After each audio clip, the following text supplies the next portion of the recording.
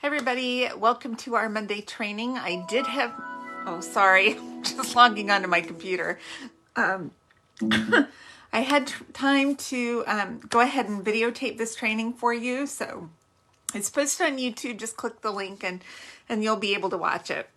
All right, so today I wanted to talk about partnering with somebody, another demonstrator for classes. So I'm going to give you a few reasons why you might want to do this. Number one, it lessens your workload. If you can get somebody else to share the work with you, maybe do half the classes or half of the projects for a class or a bigger event, it's a lot less work on you. It's fun. It gives you somebody to bounce ideas off of. And it's also good for your customers because they can see other, maybe a different style than you usually do. They get two demonstrators for the price of one. So the reason I wanted to train on this, I had partnered with Kay on the cruise, and it was just an awesome experience, and we worked really well together. So it was, this is something that you can do even for a small event. So I wanted to talk a little bit about this, what to watch out for, what to look for in a partner, and then some different ideas for events. So what to look for in, someone to partner with. First, you want to find somebody that you like, okay, that you're going to work with. You want to make sure you get along with them, that your personalities are going to work together, that you have similar work ethics, okay? Or you want to make sure you have a partner that's someone who does the same type of classes, to say. If there's someone that you're working with who has a different personality that you don't jive with, then that, sometimes that can be problematic. So you want to have someone you like, someone you appreciate their style. It can be different than yours, but let's say you do very simple cards that might have one or two die cuts, and then your partner, maybe she does 20 die cuts on a card, and that's just way too much, So you need to make sure, it's a style that you can work with. You can partner with team members, with your downline. You can partner with your sideline. You can partner with your upline. You can partner with other demonstrators that are even outside your area in different parts of the country, or, even in different countries. You do have to be aware of that if you're going to do that with someone in a different country, because they have different measurements. They have different supply chain issues. So there may be products that they can't get there, or, they have that we don't have. So just be aware of that. You also want to make sure you find someone who has the same goals, the same business goals and concepts, like the classes. Someone who is running a consistent business. You need to know that they're dependable, because it's very important to have somebody who's dependable. And you want to make sure it's someone who has classes, so they know what it's like to run a class and the type of projects you need for a class. So those are some things to look for in a partnership. All right, some more things to consider. First of all, communication is the number one thing. You have to be able to communicate. You need someone, whether it's through phone or texting or email, whatever. When Kay and I were communicating, we mostly did text, but sometimes we're like, can you talk, so we can talk it through? Or we would, in other things, we would just email. So, but we were both very responsive and got back to each other as soon as we could. If you find that, it's taking a long time to get responses back from your partner, then that could be a problem. So, communication, you have to be on the same page. That is the most important thing. And then other things will come back to that. Just start with one event. Don't automatically go out and say, do you want to partner with me on this year-long birthday card club that we're going to do for 12 months. No, don't do that. Start out with one event and make sure that you're going to work together well before you commit to a long-term commitment. And even then, I don't know that I would necessarily do a long-term commitment. I would do, maybe a couple times a year, whatever, you want, whatever you guys feel comfortable with. Another thing that's very important is to have clear deadlines. Okay, if you're doing a class, first you have to know your first deadline is when are you going to market this class. That's when your communication is going to go out to all your customers. So that's your first deadline. Then you kind of work back from there. So if we're going to market it, we need to have all of our graphics done, the day before. So that's your marketing graphics or your marketing emails, that type of thing. That has to be done the day before. So then you go back even another day or two. And you pick one person to do your marketing. So they'll do marketing, do the graphics and everything for both of you. Okay. Then you need to decide, well, when do we need our pictures by? To, if you're going to include pictures, when are you going to have those to the person who's doing the marketing? So you don't, if you're each doing 5 projects, you have 10 projects, you don't need all 10 of those projects. You may just want to have 2 each, but you have to have those pictures to the person doing the marketing at least a day or 2 early. So make sure you set that deadline.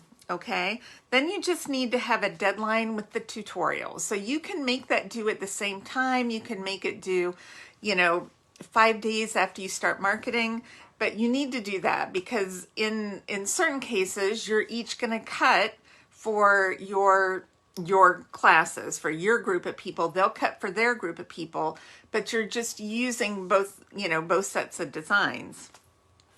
So, you need to, and then you can set your own registration deadlines and class dates and that type of thing. So the most important is to communicate those deadlines and make sure that everyone's going to, they're going to follow through on that. And you have to follow through as well. Okay, so some nuts and bolts. So you usually handle your own customers. Now this will kind of depend on what you want to do. So you have 2 options. You either, like Kay and I for the cruise, because it was a live event, she cut her 3 classes for everyone, and then I cut my 3 classes for everyone. So you can split that work 50-50. If you're doing separate classes or online classes, or you're going to do your group of people and she's going to do a class with her group of people, then you take your designs and her designs, and then you cut everything for your people. Okay, she cuts everything for hers. And sometimes it can be hard because even in person, let's say one person has 10 people and one person has 30 people. So it's not exactly even. So if that were the case, ours on the cruise weren't too different. I had more people, but Kay's like, we'll just do it this way, 50-50. If I had like 30 people and she only had 10, then I might say, well, I'll design 4 of the classes and cut for everyone, and you design for 2 of the classes.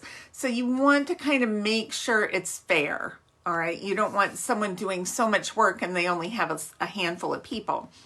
So you need to work that out. Again, communication before you get started. Talk about how you're going to share the workload. So if we had pillow gifts. So we decided how we were going to share all the pillow gifts and the different things that we gave away. So you need to talk all of that through if you're doing a big event that includes that. And once again, communication is the key. Now, you may have crossover customers. So maybe if you just have a smaller group and you have a customer that may go to either side, they might sign up under one and not the other. It's okay. It's okay if that happens. You won't have more than a couple doing that anyway. You need to share what you're going to include in the class. So like I do product-based classes. So if you're going to market the class, you need to make sure you're both on the same page with what you're including in the class, what you're going to charge for the class, and decide on that. And someone needs to make sure you take good notes so that you don't lose that. Then use your strengths use your strengths. Maybe your strength is designing, and your partner's strength is writing out instructions. Maybe you have her do all of that and you do the designing. As long as you're working with an equal amount of work, it's up to you guys how you divide that work. Another thing is don't be greedy. If don't nickel and dime everything to death. Don't be jealous if someone else has 10 more customers than you do. Be happy for them. Don't be jealous. It's okay.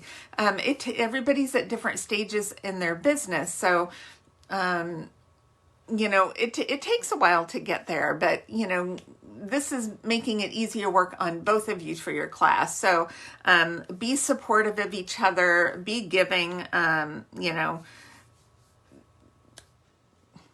of story there. Okay. So another thing that's probably a good idea is to run projects by each other before instructions are written out or anything. So one thing Kay and I did is, as we were designing our projects, we would text pictures to each other. So I would do a class and I'd text the pictures, or I'd design a pillow gift and send it to her, just so we were kind of on the same page and we could see, sorry, somebody was calling in. So we could see what we were doing, and then you can kind of get an idea of what their different styles are like, or you want to do something that's similar to that. Just so when you're on the same page. And then if there's something maybe that, maybe their colors are a little off, or you could make a suggestion here and there. You don't want to do that on everything, but I wouldn't even partner with somebody unless you knew what their style was and what their projects look like. Because you want to be able to trust them, and and it may be you, it may be me that has, a style somebody doesn't like, or I'm very open to suggestions or anything. So it's really great to have a good open line of communication so you can go back and forth, get suggestions, and that type of thing. Okay. So a couple different types of events you could do. The easiest thing to try out would be for you each to design a class. Let's say one of you you each designed,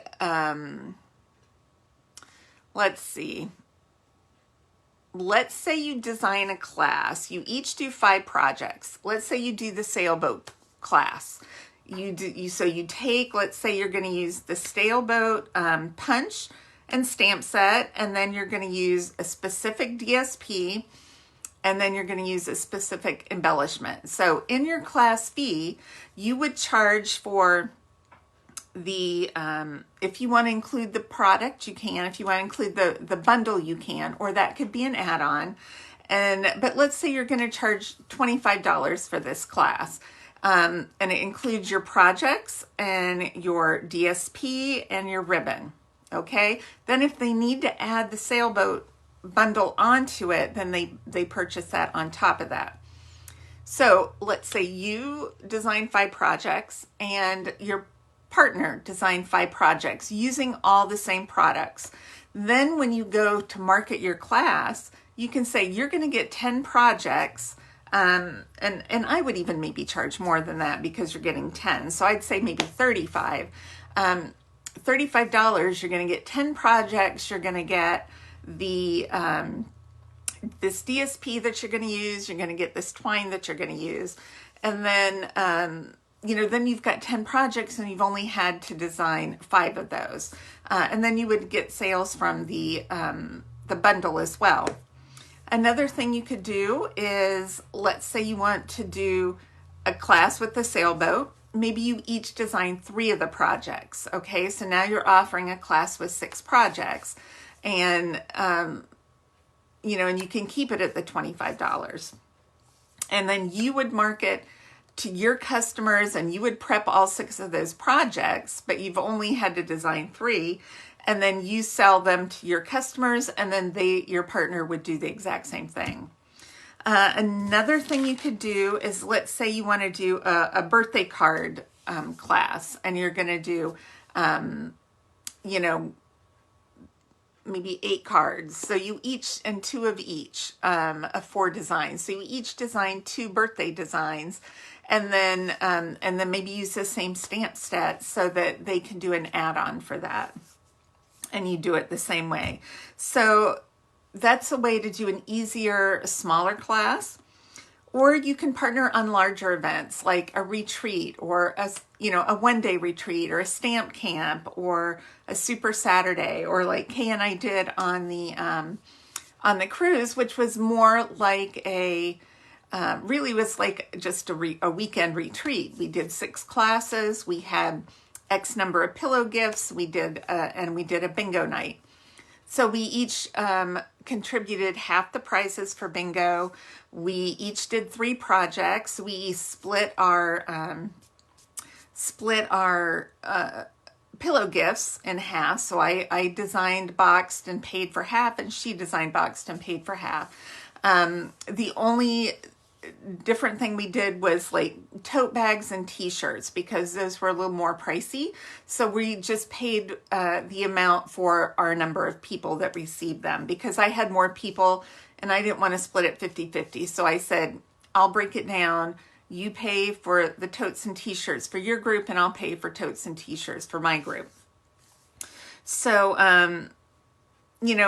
it was great, because I only had to design 3 projects, 3 classes, and then so many of the door prizes, I didn't have to do everything. So it was really nice to be able to partner with someone, and she was really, really great to partner with. You can also partner with other demonstrators on training your team. Let's say you want to have a big team training event, and you can ask other people to come in and talk to your team. I've had Wendy Cranford came in and talked to you guys once. I think I'm going to get Kay to come in and talk to you. But it's great to get other people to come in and do some training with your team. You could do, if you have a monthly card club, if you find someone that you're working real well with and you have a monthly card class or a card club, you could partner with them. If you want to do a monthly partnership where you each design, like 2 projects for that club. And I kind of talked about that earlier, but if you have it monthly, you could do that. Or if you do, for example, like Joanne's Christmas card club, if someone else wanted to do one, if you wanted to partner together, and this is just an example, I'm not saying to partner with anybody, Joanne, that's up to you. But if you did that, you could focus on a different stamp set each month, and then you each design 2 projects, and your customers would make 8 Christmas cards using that stamp set. So it will help get more ideas for using a separate set. They get more projects. And so it's just, partnering can be a lot of fun. Okay. Now you do it once, and then you see, how it worked. If someone wasn't meeting deadlines, whether it's you or your partner, or, you didn't feel like there was no communication, or it wasn't working, then you don't have to do it again. And I'm not saying you have to partner. I have had you guys, I have a group that sometimes will design projects and cut. So that's not so much partnering. It's more like, I call it design team, where you're just doing one project. But if you have customers and you're holding classes, those are the people you want to partner with on those type of classes. So it's a little different than working on designing for a class. So I think that's it. If you have any questions on partnering or anything, just post them below. I'll be checking. I'm still in Little Rock today, but I'll be checking the post and seeing if anybody has questions that I can answer for you. So yeah, just wanted to throw that out there if that's something you want to try. You know, you need customers. If you're a hobbyist, you don't have customers yet. You know, if you want to try partnering with somebody else who's a hobbyist, if you guys want to try having a class, you can certainly do that. Just make sure you have really good communication and expectations, and make sure you really work on inviting people and getting people to attend this class, okay? Yeah, because it's about the sales. So you need customers to purchase the classes, purchase the product that's included, and you know, that's the whole name of the game, and how it can be less work for you with increasing sales. Okay, I think that's it. Thanks so much. We have a team meeting coming up. I will send out a reminder. Wow, I think that's like Wednesday, tomorrow. Is it tomorrow? Or maybe it's the next, I don't know, I'll have to look. Don't hold me on that. I'll check my calendar. It's downstairs. I'll check my calendar. I hope it's not tomorrow because I don't think I'll be ready. So I'm going to go look now. So if I need to take that stuff to Little Rock to do cutting, I've got to load that in my car. All right. I will email you about the team meeting. All right. Thanks, everybody. I'll see you soon. Bye.